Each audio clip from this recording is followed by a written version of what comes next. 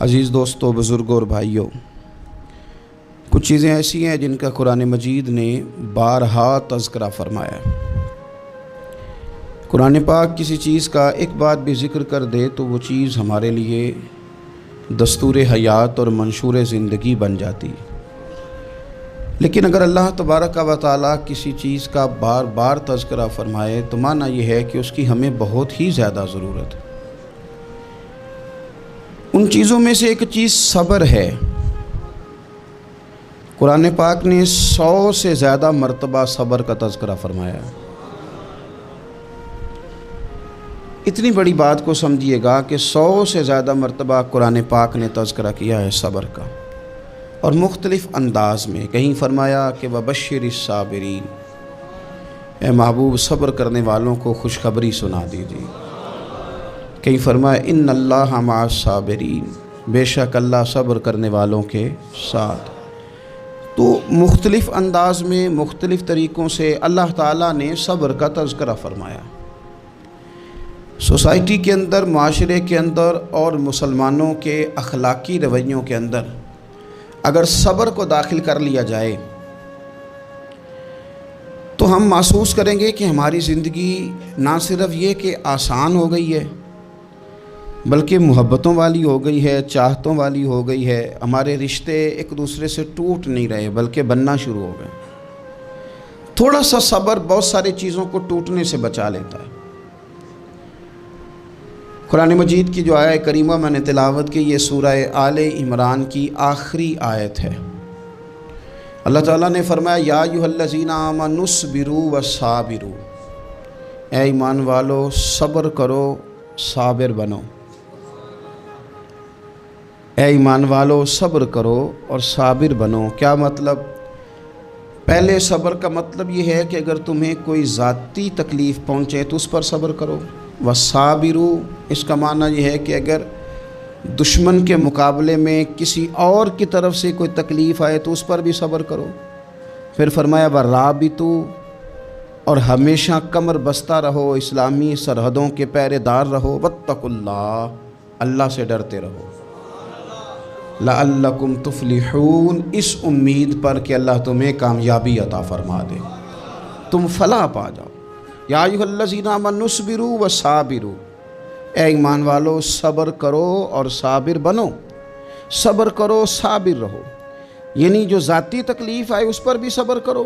اور مصابرہ کا معنی سامنے سے آنے والی تکلیف، اگر بیماری آ گئی، کوئی پریشانی آ گئی، کہیں کوئی اپنا دنیا سے چلا گیا تو یہ ذاتی تکلیف ہے، اس پر بھی صبر کرنا۔ اور اگر اپنوں نے، بیگانوں نے کوئی تکلیف پہنچا دی، کوئی اذیت دے دی، وہ اذیت کئی صورتوں میں ہو سکتی ہے۔ تانا بھی ایک اذیت ہے، طنز بھی ایک اذیت ہے، کسی شخص کے بارے میں غلط کلمہ کہنا بھی ایک اذیت ہے، اور مقابلے میں کھڑے ہو جانا، لڑائی کرنا، یہ بھی ایک اذیت ہے۔ اس پر بھی صبر کرو۔ ورابطوا، اور اس طرح کرو کہ کمر بستہ رہو، جد و جہد کرتے رہو۔ واتقوا اللہ، اللہ سے ڈرو۔ لعلکم تفلحون، تاکہ تم کامیاب ہو جاؤ۔ صبر جب آپ کرتے ہیں نا اور صبر کا ارادہ کرتے ہیں تو اللہ تعالیٰ صبر کی توفیق بھی عطا فرماتا ہے۔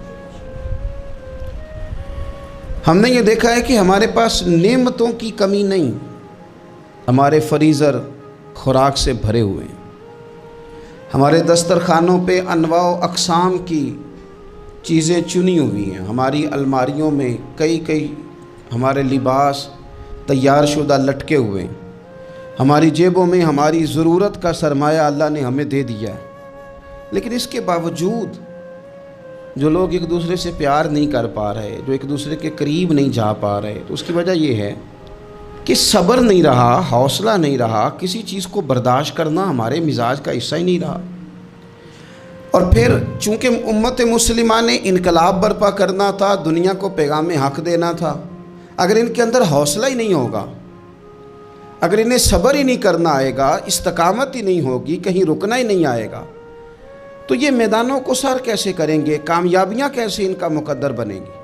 رمضان المبارک میں بھی ماحول یہ ہو کہ افطاری سے 1 گھنٹہ پہلے نظر پوری ٹک جائے گھڑی پہ، اور تھوڑا سا بھی صبر مشکل ہو۔ اور رمضان المبارک میں سحری کے وقت میں اگر دہی والی دکان پہ بھی جھگڑا ہی ہو رہا ہو اور شام کو سامان خریدنے میں بھی اگر بحث ہی ہو رہی ہو، تکرار ہو، جھگڑا ہو، تو پھر سیکھا کیا؟ پھر وہ جو ہمیں تربیت دی جا رہی تھی کہ ہم نے صبر کرنا ہے، تو پھر ہم نے اس میں حاصل کیا کیا؟ حدیث پاک سنیں گے آپ کی طبیعت بڑی ٹھنڈی ہوگی۔ میرے نبی پاک صلی اللہ تعالیٰ علیہ وسلم نے ارشاد فرماتے ہیں کہ جو بندہ سوال سے بچنا چاہے گا، ارادہ کرے گا اللہ میں نے کسی سے نہیں مانگنا، فرمایا جو سوال سے بچنا چاہے گا رب اسے سوال سے بچا لے گا۔ اور جو لوگوں سے بے نیاز ہونا چاہے گا، کہے گا یا اللہ مجھے دنیا داروں کا محتاج نہ بناؤ، اپنی بارگاہ سے عطا فرما۔ جو لوگوں سے بے نیاز ہونا چاہے گا اللہ لوگوں سے بے نیاز کر دے گا۔ اور فرمایا جو صبر کا ارادہ کرے گا اللہ اسے صبر کی توفیق بھی عطا فرما دے گا۔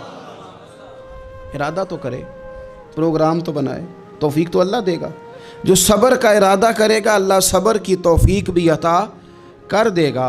اور حضور صلی اللہ تعالیٰ علیہ وسلم فرمانے لگے یاد رکھو کسی بندے کو جو بہترین تحفہ دیا گیا ہے نا، اگر کسی کو کوئی بہترین عطیہ ملا ہے تو پھر اللہ تعالیٰ نے اسے صبر عطا فرمایا ہے۔ یہ بہترین تحفہ ہے، اس سے زندگی سنور جاتی ہے، اس سے انسان باوقار اور مطمئن ہو جاتا ہے، اس سے اس کے شب و روز آسانی سے بیتتے ہیں، وہ دنیا کی پک ڈنڈیوں سے آسانی سے گزر کے اللہ کی بارگاہ عالی مرتبت میں سرخرو ہو کر حاضر ہو جاتا ہے۔ لیکن اگر بے حوصلہ ہو، صبر نہ ہو، پھر نقصان روز بروز بڑھتا ہے۔ اور پھر میرے رسول پاک صلی اللہ تعالیٰ علیہ وسلم ارشاد فرماتے ہیں کہ اصل بات یہ ہے کہ اللہ تعالیٰ نہ کسی بندے کا درجہ بلند کرنے کا ارادہ فرماتا ہے، لیکن اس کے اعمال اس طرح کے نہیں ہوتے کہ اس کا درجہ بلند کیا جائے۔ اب رب کیا کرتا ہے؟ اللہ تعالیٰ اس کو مال کی، جان کی، اولاد کی کسی مشکل میں ڈال دیتا ہے، اس مصیبت پر وہ بندہ صبر کرتا ہے تو اللہ تعالیٰ اس کا درجہ بلند فرما دیتا ہے۔ اعمال اس قابل نہیں تھے کہ درجات بلند ہوں، وہ اعمال کی بنیاد پر نہیں کر سکتا تھا تو اللہ نے کسی مشکل میں ڈال کے نہ اپنے فضل سے درجہ بلند کر دیا۔ اب جو راہ طریقت کا مسافر تھا، جو سلوک کی منازل طے کر رہا تھا، جو اللہ رسول کے قریب جانے چاہ رہا تھا، اس کے لیے کتنی آسانی ہو گئی کہ مجاہدہ تو زیادہ نہ کر سکا، کثرت سے نفلی صوم و صلات کا بندوبست تو نہ کر سکا، تھوڑا سا صبر کیا، رب نے اپنا اور اپنے محبوب کا قرب عطا فرما دیا۔ تو یہ تو آپ صبر کرنے کے لیے جب نکلے ہیں تو آپ نے تو رب رسول کو پا لیا۔ یہ صبر تو وہ والا سفر ہے جس کی جو منزل ہے وہ اللہ رسول کا قرب ہے۔ ہم لوگ تھوڑی تھوڑی باتوں میں حوصلہ ہار جاتے ہیں، صبر چھوڑ جاتے ہیں، پریشانی بڑھ جاتی ہے، پتہ نہیں ایسے محسوس ہوتا ہے کہ جیسے یہی بندہ دنیا کا سب سے دکھی بندہ ہے۔ تو ایک تو یہ کہ ذاتی حیثیت سے صبر کرے، ایک یہ کہ پھر دشمن کا جب مقابلہ ہو، آمن نصبرو و صابرو، آپ کا جب مقابلہ سامنے کسی کے ساتھ ہو تو پھر تیر، تلواریں، اسلحہ، بندوقیں یہ نہیں زیادہ لڑتی، میدانوں میں حوصلے لڑتے ہیں، میدانوں میں صبر لڑتا ہے، میدانوں کے اندر توانائیاں لڑتی ہیں۔ میدان کربلا کے اندر کوئی مقابلہ نہیں تھا تیر کا تیر کے ساتھ، تلوار کا تلوار کے ساتھ کوئی مقابلہ نہیں تھا۔ میدان کربلا کے اندر ظلم کا صبر سے مقابلہ تھا، فتح کے ڈنکے یزید نے بجائے تھے، جشن ابن زیاد نے منایا تھا، لیکن قیامت تک اللہ نے جو فتح عطا فرمائی ہے تو وہ حسین ابن علی کے صبر کو عطا فرمائی، وہ سیدنا امام علی مقام کے صبر کو ملی۔ عزیز بھائی، صبر ہی ہمیشہ فاتح ہوتا ہے، صبر ہی جیتا کرتا ہے، صبر ہی کامیابیاں دیتا ہے، نتیجے صبر کے نکلتے ہیں، صبر کے حوصلے کے نتیجے ہوتے ہیں۔ ہماری جلد بازی ہمیں شکست خوردہ کر دے گی، ہمارا حوصلہ نہ ہونا ہمیں ہرا دے گا، ہم کمزور پڑ جائیں گے اگر ہم بے حوصلہ ہو جائیں گے۔ سنو، میرے نبی پاک علیہ السلام نے تربیت کی، حضور اپنی امت کو درس دیتے ہیں، حضور فرماتے ہیں پہلے تو کوشش ہی نہ کرو کہ تمہاری دشمن سے لڑائی ہو، اس چکر میں ہی نہ پڑو کہ لڑائی ہو۔ مسلمان امن والے ہیں، یہ پرامن لوگ ہیں، یہ امن پسند ہیں، یہ داعیے امن ہیں، یہ معاشرے میں مومن ہونا امن کی علامت ہے۔ فرمایا پہلے تو یہ پروگرام ہی نہ بناؤ کہ تمہاری لڑائی ہو، اور فرمایا پھر اگر ہو جائے نا تو پھر صبر کے ساتھ مقابلہ کرو، پھر ڈٹ کے مقابلہ کرو، اور پھر یاد رکھو کہ یہ جو جنت ہے یہ تلواروں کے سائے میں ہے، جنت تلواروں کے سائے میں تمہیں ملے گی۔ پھر ڈٹنا سیکھو۔ پہلے تو بات یہ کہ تم یہ ارادہ ہی نہ کرو لڑائی، اور اگر کبھی ہو جائے وہ لوگوں کو بتاؤ کہ ہیں ہم پرامن لوگ، پر دین کے لیے کھڑا ہونا ہو تو پھر ہم سے زیادہ کسی کو کھڑا بھی نہیں ہونا آتا، پھر ہم سے زیادہ کسی کے پاس طاقت بھی نہیں۔ حضرت مولا علی شیر خدا رضی اللہ تعالیٰ عنہ کے زمانے میں کفر کے ساتھ ایک جنگ ہو رہی تھی، تو کافروں نے نا جاسوس بھیجے کہ یار پتہ تو کرو مسلمانوں کی تیاری کس طرح کی ہے۔ تو جاسوس واپس جا کے کہنے لگا سمجھ کوئی نہیں آئی ان کی، وہ تو راہب قسم کے لوگ ہیں، صوفی قسم کے لوگ ہیں، وہ تو کٹے ہوئے ہیں دنیا سے، مسلوں پہ بیٹھ جاتے ہیں، رات کو تو لگتا ہے دنیا سے تعلق ہی کوئی نہیں، لیکن سویرے اٹھ کے میدان میں تلوار لے کے نکلتے ہیں تو لگتا ہے ان سے بڑا مجاہد ہی کوئی نہیں۔ یہ عجیب لوگ ہیں کہ رات کو مسلح پہ بیٹھیں تو لگتا ہے کٹ گئے دنیا، یہ صوفی لوگ ہیں، درویش ہیں۔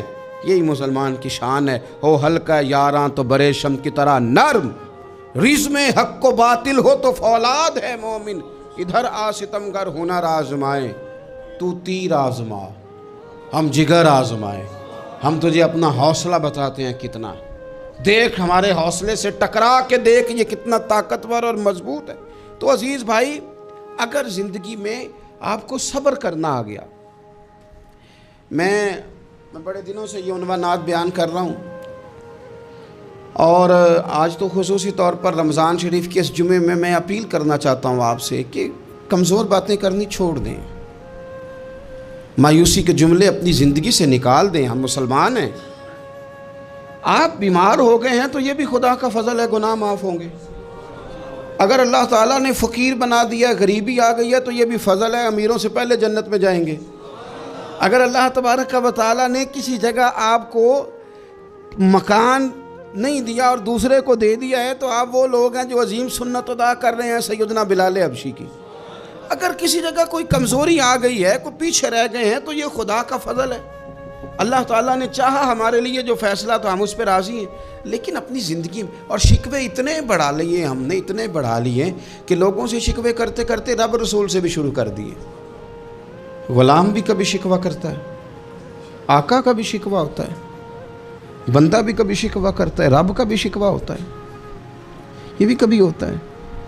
آپ نہ مانے پر یہ شکوہ ہے کہ میں بڑے ڈاکٹروں کے پاس گیا ہوں آرام نہیں آیا، نہ مانے پر یہ شکوہ ہے میں نے کبھی کسی کو ستایا تو نہیں پر میرے حالات نہیں ٹھیک ہوتے۔ آپ نہ مانے پر یہ شکوہ ہے کہ فلانے کے پاس دولت زیادہ ہے، اس نے پتہ نہیں وہ آگے نکل گیا اور میں پیچھے رہ گیا، نہ مانے پر یہ شکوہ ہے۔ کس سے کر رہے ہو؟ رب رسول سے؟ او آس بولے تے او دی مہربانی اساں تے لاڈ ہی لڑاونے نے۔ کس سے شکوہ کر رہے ہو؟ خدا کے بندو، غلام غلامی کرتے ہیں، شکوے کرتے ہیں کوئی؟ حضرت ام سلمہ رضی اللہ تعالیٰ عنہ، شوہر کا نام ہے ابو سلمہ، بیٹے کا نام ہے سلمہ، کہتی ہیں میں، میرا شوہر، میرا بیٹا، تینوں، چھوٹا بیٹا میرا، ہم نکلے مکہ مکرمہ سے مدینہ طیبہ جانے کے لیے۔ ایک کی بیٹا ہے، خاندان جمع ہے، شوہر کی گود میں بیٹا، اونٹ کے پیچھے میں۔ فرماتی ہیں مدینے کی سرحد آ گئی تو میرے میکے والے آ گئے، کہنے لگے ابو سلمہ نہیں لے جانے دیں گے مدینے اپنی بیٹی کو۔ میں نے کہا میں مسلمان ہوں، میں تو اپنے شوہر کے ساتھ مدینے جاؤں گی۔ انہوں نے کہا نہیں جا سکتے، تو نے جانا ہے تو جا، ہماری بیٹی نہیں جائے گی۔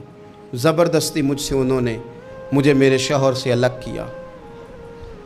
کہتی ہیں پھر میرے شوہر کے قبیلے والے آ گئے، وہ کہنے لگے اگر تم اپنی بیٹی کو نہیں نہ جانے دیتے تو یہ جو ہمارا پوتا ہے یہ ہماری نسل ہے، تمہارا نہیں، اسے ہم نہیں جانے دیں گے۔ وہ بچہ اپنی طرف کھینچتے تھے، میں اپنی طرف کھینچتی تھی، مدینے کی سرحد پہ۔ یہ جھگڑا زمین کے لیے نہیں ہو رہا، مکان کے لیے نہیں ہو رہا، حضور کے مدینے جانے کے لیے ہو رہا، حضور کے مدینے جانے کے لیے ہو رہا، مدینے جانے کے لیے ہو رہا۔ لنگ کئی مہینے تے برس گئے تے تیری دید نو دیدے ہی ترس گئے۔ انہوں نے بچہ کھینچا، میں نے اپنی طرف کھینچا، میرے بچے کا بازو اتر گیا۔ فرماتی ہیں میرے شوہر مدینے چلے گئے، बेटा मेरे ससुराल वाले ले गए, मुझे मेके वाले ले गए। आज भी कुछ सियाने बंदे कहते हैं इसको निकाल दो और बच्चे छीन लो। उनका भी ख्याल था कि बेटा ले जाएंगे ना तो अबू सलमा भी मदीने से वापस आ जाएगा, ये भी वापस आ जाएगी। और यार इतना बड़ा भी जालिम कोई नहीं होगा जो माँ बाप से बच्चे जुदा करे। फरमाती हैं कि वो ले गए छीन के, मैं मेके चली गई। लोग रोटी खाते थे, मेरे हलक से नहीं गुज़रती थी। ज़माना सोया करता था, मैं सो नहीं पाती थी। बेटा कहाँ, शौहर कहाँ, मैं कहाँ। उम्मे सलमा कितनी देर तकलीफ़ काटी। जनाब उम्मे सलमा कहने लगी, लोगों 1-2 दिन नहीं पूरा साल बीत गया, पूरा साल। पर जे सोना ही मेरे दुख विच राज़ी, जे सोना ही मारो मारो मैनू मार मुकाओ, मैं कोई उज़र ना पेश ले आवां, और जे सोना ही मेरे दुख विच राज़ी, फिर सुख नू चुल्हे डावां। फरमाया साल बीत गया। लोग सुबह उठ के काम काज पे लग जाते, कपड़े बदलते, ड्यूटियां करते, और मैं सवेरे उठ के उस जगह आ जाती जहाँ मेरा शौहर और मेरा बेटा बिछड़ा था। मैं सारा दिन रोती, आहुजारी करती, हुजूर के मदीने की तरफ मुँह करके मैं तड़पती। साल बीत गया, साल, एक हफ्ता नहीं निकलता बच्चों के बगैर। बड़े बड़े सियाने लोग परदेश जाते हैं तो बच्चों की फ़ोटो देख देख के रोते हैं, लेकिन कहती है माँ थी, बेटा बिछड़ा और फिर बेटा बीमार हो और माँ से जुदा हो, कितनी तकलीफ़ का मंज़र है। आप फरमाती हैं कि 1 साल बीत गया और मैंने किसी की मिन्नत नहीं की, मैंने कोई शिकवा नहीं किया, इसलिए कि जिस हाल में रब रसूल रखें। ये हौसला, ये सब्र, ये तवानाई। 1 साल के बाद मेरे चचा का बेटा मेरे पास से गुज़रा, तड़पते देख कर कहने लगा, मेरी बहन तू सारा दिन रोती रहती है। तो मैंने कहा भाई तुम्हें क्या बताऊं, इसका शौहर चला जाए, बेटा जुदा हो जाए, वो क्या करेगी। फरमाते उसने जाके मेरे बाप से, अपने वाली से, मेरे ख़ानदान वालों से कहा इसकी सज़ा कब ख़त्म होगी। इस गरीबनी का कसूर ये है कि ये मदीने वाले का कलमा पढ़ती है, इसकी गलती ये है कि ये मुसलमान हो गई है, दीन हक कबूल कर लिया, क्यों नहीं तुम ख्याल करते। कहते उनके दिल नरम हुए, वो रज़ामंद हुए मुझे मदीने जाने पर उसने कोशिश की मेरे ससुराल पैगाम भेजे, कब बस करो, और बच्चा तो चिड़िया का जुदा हो जाए तो वह तड़पा करती है, और तुमने एक जीती जागती माँ का बेटा जुदा किया है। वो भी नरम हुए, रब ने असबाब बनाए, मेरा बेटा मुझे मिला। कहने लगे तू रह जा। मैंने कहा नहीं, तुम मुसलमान नहीं हो, तुम्हें पता नहीं ना, मैं यहाँ नहीं रह सकती, मुझे मदीने ही जाना है। अकेली इतना सफ़र, जंगलों का रास्ता, पहाड़ी रास्ता तय कर लोगी। मैंने कहा मैं कर लूँगी। जिन्हों वेख के ठर दियाँ अखियाँ ने तो जिन्हों वेख के ठर दा सीना है। रब्बा तेरी सारी खुदाई च एक ही ते शहर मदीना है। कहती मैं ऊँट पे बैठी, बेटा मैंने गोद में बिठा लिया, मैं सफ़र करने लगी, पर दिल में खटका था कि इतना लंबा सफ़र, बेटा छोटा है, कैसे करूँगी। कहते मुझे उस्मान बिन तला मिल गए। कहने लगे कहाँ जा रही हो बहन। मैंने कहा मदीने। कहने ये अकेले जाओगी। मैंने कहा जाना तो है ना, कोई साथ चले न चले पर शहर रसूल तो जाना है ना। आप फरमाती हैं मैंने उस्मान बिन तलहा से नेक बंदा कोई नहीं देखा, मेरे ऊँट की लगाम थाम ली।